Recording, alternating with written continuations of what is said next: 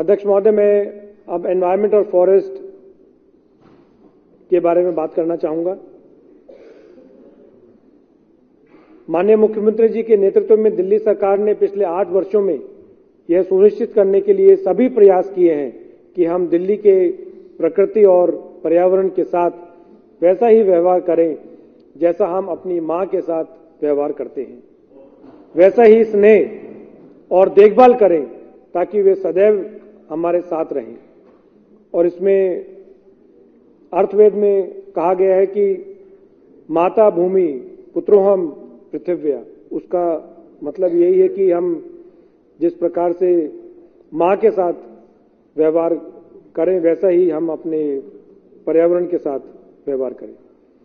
मुझे सदन को यह बताते हुए खुशी हो रही है कि दिल्ली सरकार ने 8 सालों में किए गए प्रयासों के शानदार परिणाम दिखने लगे हैं।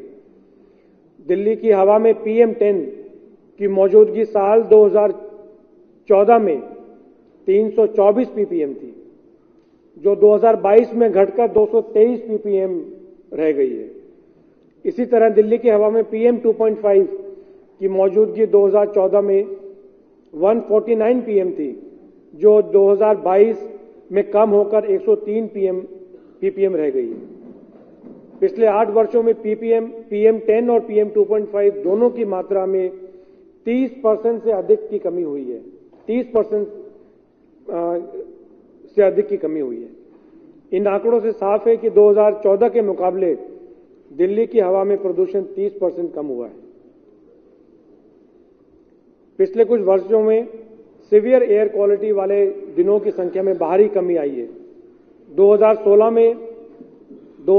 में ये 26 दिन थे, जो कि 2022 में घटकर मात्र 6 दिन रह गए हैं। अध्यक्ष जी, आपको याद होगा कुछ साल पहले जब भी स्पेशली जब सर्दियां आती हैं तो हमारी जो एयर क्वालिटी है वो सीवियर कैटेगरी में चली जाती थी। और अगर 2016 की अगर हम बात करें तो पूरे साल में ये 26 दिन थे और 2022 में ये 26 दिन घटकर अब सिर्फ 6 दिन रह गए हैं। इस अवधि के दौरान good to moderate air quality वाले दिनों की संख्या में भी वृद्धि हुई है। यह 109 से बढ़कर 163 हो गई है। स्पष्ट है कि दिल्ली सरकार और दिल्ली की जनता के प्रयासों से बेहतर एयर क्वालिटी के दिनों की संख्या में अब बढ़ने लगे हैं। दिल्ली सरकार द्वारा युद्ध स्तर पर फॉरेस्ट कवर बढ़ाने के अभियान का प्रदूषण कम करने में बड़ा योगदान रहा है। आज दिल्ली में per capita forest cover 11.6 square metre है, जो देश के अन्य सभी महानगरों से अधिक है। दिल्ली की तुलना में हैदराबाद का पर कैपिटा फॉरेस्ट कवर 10.6 है, बेंगलुरु का 10.4, मुंबई का 6, चेन्नई का 2.6 और कोलकाता का 0.1 वर्ग मीटर है। अध्यक्ष महोदय, प्रदूषण के खिलाफ लड़ाई में दिल्ली ने जो प्रगति की है वह अचानक रातों रात नहीं हुई। यह सरकार के निरंतर एकाग्र और कड़ी मेहनत का परिणाम है। पिछले साल सरकारों ने 15 पॉइंट विंटर एक्शन प्लान तैयार किया था। इसके तहत धूल, कचरा जलाने और अन्य प्रदूषण हॉटस्पॉट क्षेत्रों की पहचान कर प्रदूषण के खिलाफ लड़ाई का नेतृत्व करने वाले 27 एजेंसीज, डिपार्टमेंट्स के कार्यों में कोऑर्डिनेशन के लिए एक ग्रीन वॉर रूम बनाया गया था। सरकार ने वायु प्रदूषण को नियंत्रित करने के लिए सर्दियों के महीनों के दौरान 84 mechanised road sweeping machines, 609 sprinklers, 639 anti smog gun भी तैनात किए। ग्रीन दिल्ली ऐप के माध्यम से नागरिकों द्वारा की गई सभी शिकायतों में से 90% से अधिक का समाधान किया गया। हमारी सरकार ने प्रदूषण के विभिन्न कारणों की रियल टाइम पहचान करने के लिए एक आधुनिक लैब की स्थापना की है। अध्यक्ष जी, ये पूरे देश में शायद पहली बार ऐसा हो रहा है कि रियल टाइम में किस प्रकार से, कहां से क्या पोल्यूशन जनरेट हो रहा है, ये दिल्ली में शुरू किया है। इससे वायु प्रदूषण में संबंधित डेटा को मजबूत करने के लिए नया बेंचमार्क बना।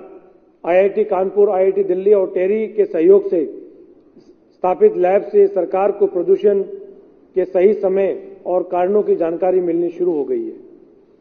अध्यक्ष महोदय, हमें अभी भी प्रदूषण के खिलाफ लड़ाई में एक लंबा रास्ता तय करना है। इससे ध्यान में रखते हुए उपरोक्त उपायों को जारी रखने के साथ साथ मैं वित्तीय वर्ष 2023-24 में सरकार द्वारा उठाए गए जाने वाले नए कदमों की घोषणा करना चाहूंगा। हम पूरी दिल्ली में 11 मोबाइल वैन प्रत्येक जिले में एक तैनात करके प्रदूषण की real time source apportionment project को अगले स्तर तक लेके जाएंगे।